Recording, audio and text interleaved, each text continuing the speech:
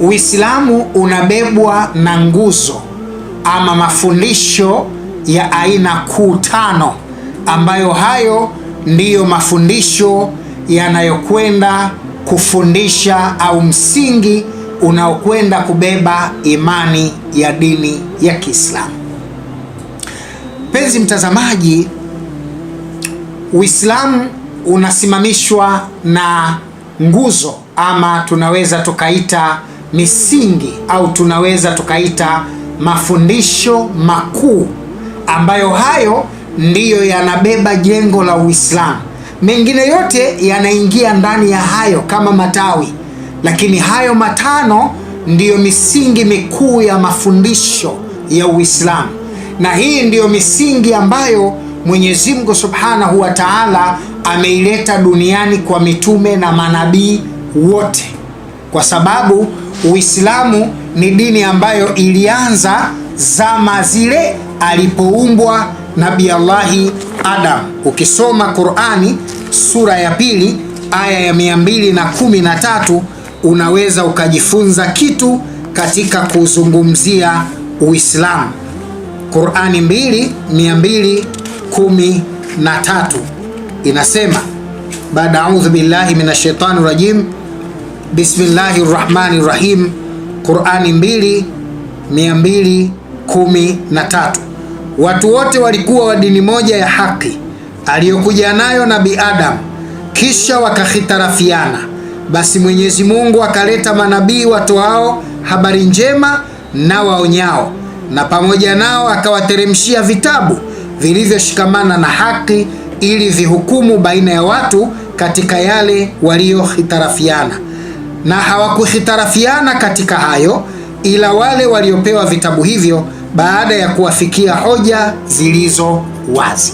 Qur'ani katika sura ya 2 aya 213 Mwenyezi Mungu anasema watu wote walikuwa wa dini moja ya haki aliyokuja nayo Nabii Adam. Kwa hiyo kwa kuwa Adam ndiyo mtu wa kwanza kuletwa Uislamu duniani, yeye ameletwa na mafundisho ya unyenyekevu au mafundisho ya Uislamu, kwa sababu Islam ni neno la Kiarabu, Kiswahili chake ni unyenyekevu. Kwa hiyo Mwenyezi Mungu amemleta huyu Nabii Adam na umbo la unyenyekevu. Sasa vipi amekuwa Muislamu? Vipi ameweza kuwa Muislamu? Yaani Uislamu wake huyu Adam unatokana na nini? Kwa sababu mtu anaweza kuwa Muislamu kwa sababu kuu 2, ima maumbile au shahada baada ya kuukana. Narudia kipande hicho nieleweke vizuri. Mtu anaweza kuwa Muislamu kwa maana au kwa njia kuu 2. Ima anaweza kuwa Muislamu wa kimaumbile, maana yake mtu anapozaliwa tu anazaliwa Muislamu.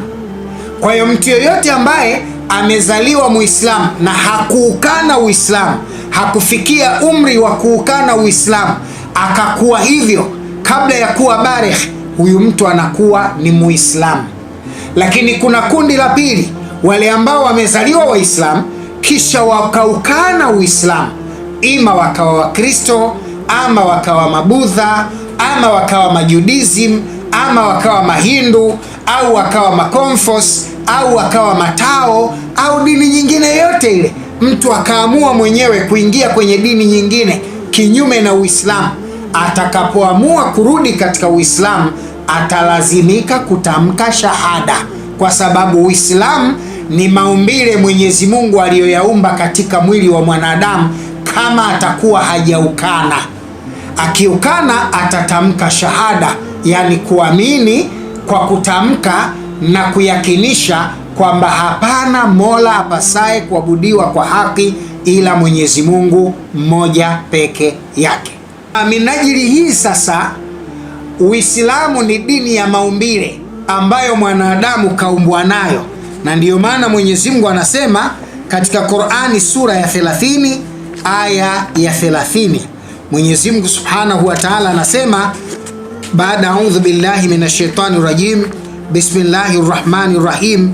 30 Qur'ani, aya inasemaje?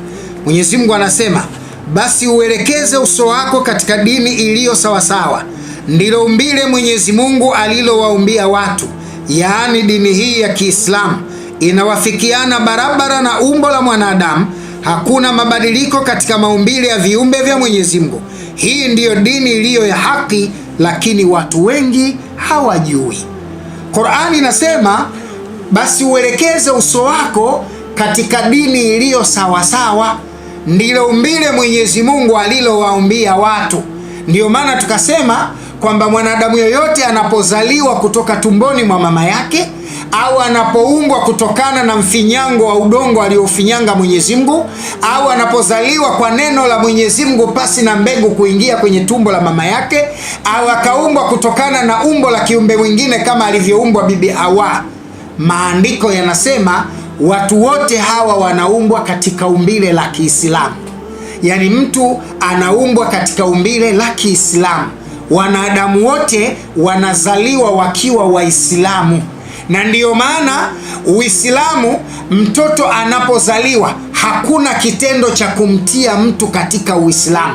Hakuna kitendo maalum kinachomfanya mtoto aingizwe ndani ya Uislamu au mtoto afanywe kuwa Muislamu. Kile kitendo tu cha kuzaliwa, mtoto tayari automatically anakuwa Muislamu. Awe baba Mkristo, mama Mkristo, mtoto tu akizaliwa Muislamu. Awe mama Budha, baba Mpanjabi, akizaliwa tu mtoto anakuwa Muislamu. Awe mama Confucius au baba Hindu, akizaliwa tu mtoto anakuwa Muislamu. Akiwa baba Muislamu au mama Muislamu, akizaliwa tu mtoto anakuwa Muislamu. Ndiyo maana hakuna utaratibu wa kumuingiza mtoto katika Uislamu. Hakuna namna ya kumsajili mtoto kumuingiza katika Uislamu, bali nje ya Uislamu watu wanasajiliwa kutokewa katika Uislamu. Na ndiyo maana mama anaweza kuwa mchungaji, baba anaweza kuwa mzee wa kanisa. Wakizaa mtoto lazima abatizwe, maana yake asajiliwe, kuondolewa katika fitra ya Mwenyezi Mungu, kuondolewa katika maumbo ya Mwenyezi Mungu aliyomuumbia mtoto ya Uislamu, na kumfanya sasa katika dini isiyokuwa ya Kiislamu. Hapo atabatizwa kulingana na mafundisho ya imani hiyo. Kama ni Mkatoliki, atabatizwa kwa kunyunyiziwa maji au kupakwa maji kichwani. Kama ni makanisa ya batizo wa maji mengi, atazamishwa na kubatizwa kwenye maji mengi. Na ndivyo hivyo ataingizwa mtu akiwa ametoka kwenye Uislamu akenda katika dini hiyo. Maana yake awe mtoto awe mkubwa, atasajiliwa na kuingizwa kwenye dini husika kwa kumuondoa katika fitra ya Mwenyezi Mungu na kumfanya mtoto kutoka kuwa Muislamu kwenda katika dini nyingine. Kwa kuwa Qur'ani imesema kwamba Mwenyezi Mungu Subhanahu wa Ta'ala anawataka wanadamu waelekeze nyuso zao katika dini iliyo sawasawa, ndilo umbile Mwenyezi Mungu alilowaumbia watu, yaani dini hii ya Uislamu inawafikiana barabara na maumbo ya mwanadamu. Maana yake maumbile ya kiumbe chochote mwanadamu yanaumbwa Kiislamu. Nje ya hivyo atalazimika kufanyiwa ibada ya kumtoa katika umbo la asili na kumpeleka katika dini isiyokuwa ya asili. Mpenzi mtazamaji, huu ndio Uislamu na haya ndiyo mafundisho ya Uislamu. Kwa hiyo Muislamu anakuwa Muislamu kwa njia hizo mbili tulizozisema. Ima anazaliwa nao, kama hatoukana atabaki kuwa Muislamu. Ima anaweza kuwa akazaliwa nao, akaukana, akaenda kwenye dini nyingine, na atakapoamua kurudi kwenye Uislamu atalazimika kutamka shahada. Na ndiyo maana shahada, kutamka shahada, yani kutamka kwamba hapana mola apasaye kuabudiwa kwa haki ila Mwenyezi Mungu mmoja. Haki hii na sheria hii anayo mtu mzima peke yake, yani mtu mwenye akili timamu tu ambaye ameshafikia baligh, anajua mema na mabaya. Baada ya kuukana Uislamu ndiyo atalazimika kutamka shahada. Maana yake nini? Maana yake mtoto mdogo chini ya umri wa baligh akiamua kusema mimi nautaka Uislamu, hana sababu ya kusilimishwa, hata kama wazazi wake walikuwa Wakristo, hata kama wazazi wake walimbatiza, lakini chini ya umri usiokuwa wa baligh, mtoto huyu hasilimishwi, badala yake ataendelea na taratibu za kuwa Muislamu, kwa sababu Uislamu ni dini ya maumbile aliyoumbiwa mwana wa Adamu. Huo ndio utaratibu ambao Mwenyezi Mungu Subhanahu wa Ta'ala ameupanga. Mpenzi mtazamaji, tunapozungumzia Uislamu, sasa Uislamu tumeshaueleza mtu anawezaje kuwa Muislamu, tumeeleza njia za kumfanya mtu kuwa Muislamu. Lakini jambo kubwa ambalo unatakiwa ulitafakari, ulifahamu, ulitambue mtazamaji wangu ni kwamba Uislamu ni imani au utaratibu ambao Mwenyezi Mungu ameuchagua ili watu wapate kuishi kwa utaratibu huo, kwa sababu dini ni mfumo wa maisha ambao anautumia mwanadamu katika kumwabudu Mwenyezi Mungu pamoja na maisha yake ya kila siku. Dini maana yake ni utaratibu anaoutumia mwanadamu katika kumwabudu Mwenyezi Mungu na maisha yake ya kila siku. Utaratibu huu ikiwa umepangwa na wanadamu, maana yake dini hiyo inakuwa ya kibinadamu. Na utaratibu huu ukiwa umepangwa na Mwenyezi Mungu, maana yake dini hiyo inakuwa ya Mwenyezi Mungu, kwa maana yeye ndiyo kaipanga ili viumbe wapate kumwabudia kwa utaratibu huo.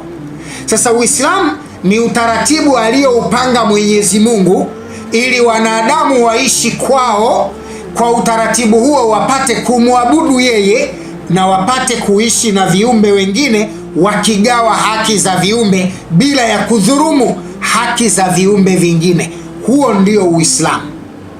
Sasa huu Uislamu tunaozungumza hapa, Mwenyezi Mungu Subhanahu wa Ta'ala ameujenga katika misingi mitano, ameujenga katika nguzo tano. Ni nguzo gani hizo? Zisikilize vizuri mpenzi mtazamaji wangu. Baada ya tangazo hili, punde si punde tutarudi tena hapa ili tukujulishe hiyo misingi mitano, hizo nguzo tano, hayo mafundisho makuu matano yanayojenga Uislamu